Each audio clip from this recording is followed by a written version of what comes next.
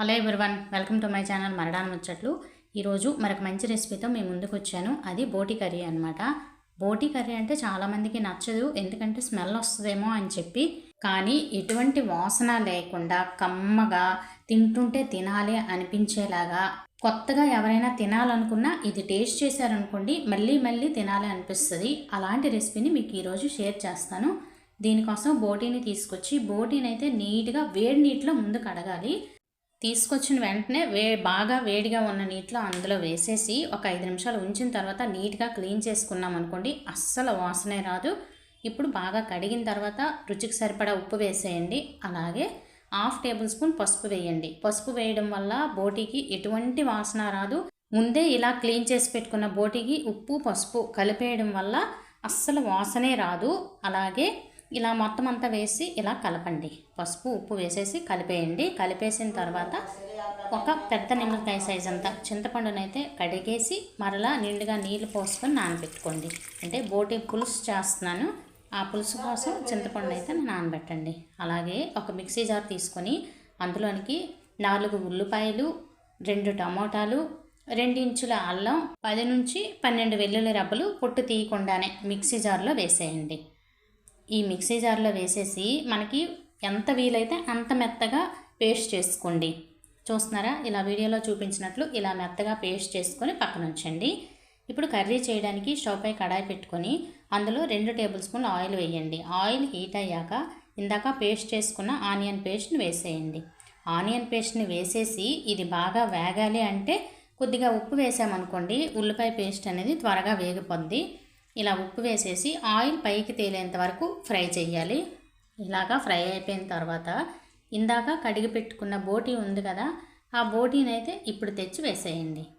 బోటీ వేసేసి మొత్తం అంతా కూడాను ఒకసారి కలపండి. మొత్తం ఈ ఉల్లిపాయ పేస్టు అలాగే బోటీ కలిసిపోయేలాగా మొత్తం అంతా ఒకసారి కలుపుకున్న తర్వాత మూత పెట్టేయండి. మూత పెట్టేసి ఒక 5 నుంచి 10 నిమిషాల వరకు సిమ్లోనే అలాగ ఉడికిస్తూ ఉంటే, అంటే వేస్తూ ఉంటే వాటర్ అనేది బయటకు వస్తుంది. అదంతా కూడాను దగ్గరగా ఎగిరిపోయేంత వరకు ఇలాగా ఫ్రై చేయండి. మనం ముందుగానే పసుపు వేసాం కాబట్టి బోటీ అనేది అస్సలు స్మెల్ రాదండి. మనం ఏం వండుతున్నాం అనేది కూడా ఇంట్లో తెలియదు అనమాట.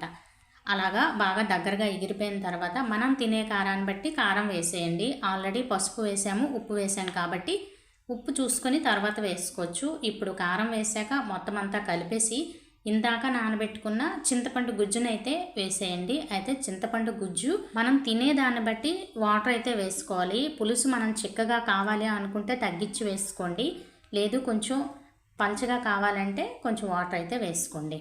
ఇలాగా వేసుకొని మొత్తం అంతా కూడాను ఒకసారి కలిపేయండి. కలిపేసి ఉప్పు కారం ఏం సరిపోకపోయినా ఇప్పుడు అడ్జస్ట్ చేసుకోవచ్చు. నాకైతే ఉప్పు సరిపోలేదు, టేస్ట్ చేసుకొని మరి కాస్త ఉప్పునైతే వేసుకొని మరలా ఒకసారి కలుపుకొని మూత పెట్టేయండి. మూత పెట్టేసి సిమ్లోనే ఒక 5 నిమిషాల వరకు ఉడికిస్తూ ఉండండి. 5 నిమిషాల తర్వాత ఇలాగ పులుసు కూడాను దగ్గర పడుద్ది అనమాట. ఇలా ఉడుకుతున్నప్పుడు చిన్న బెల్లం వేయండి. పులుసు వేసాం కాబట్టి బెల్లం తప్పకుండా వేయాలి. అలాగే 1/2 టేబుల్ స్పూన్ ధనియాల పొడి, 1/2 టేబుల్ స్పూన్ జీలకర్ర పొడి, 1/2 table spoon garam masala, 1/2 table spoon chicken masala, అలాగే కొద్దిగా కొత్తిమీర, అలాగే కసూరి మేతి కొంచెం ఎక్కువగానే ఇలా నలిపి వేసుకోండి. ఇది వేయడం వల్ల అస్సలు బోటీ స్మెల్ రాదు, టేస్ట్ అయితే ఇంకా డబుల్ అవుతుంది అనమాట. కసూరి మేతి మీ దగ్గర ఉన్నట్లయితే అస్సలు స్కిప్ చేయకుండా వేయండి, టేస్ట్ అయితే ఇంకా రెట్టింపు అవుతుంది.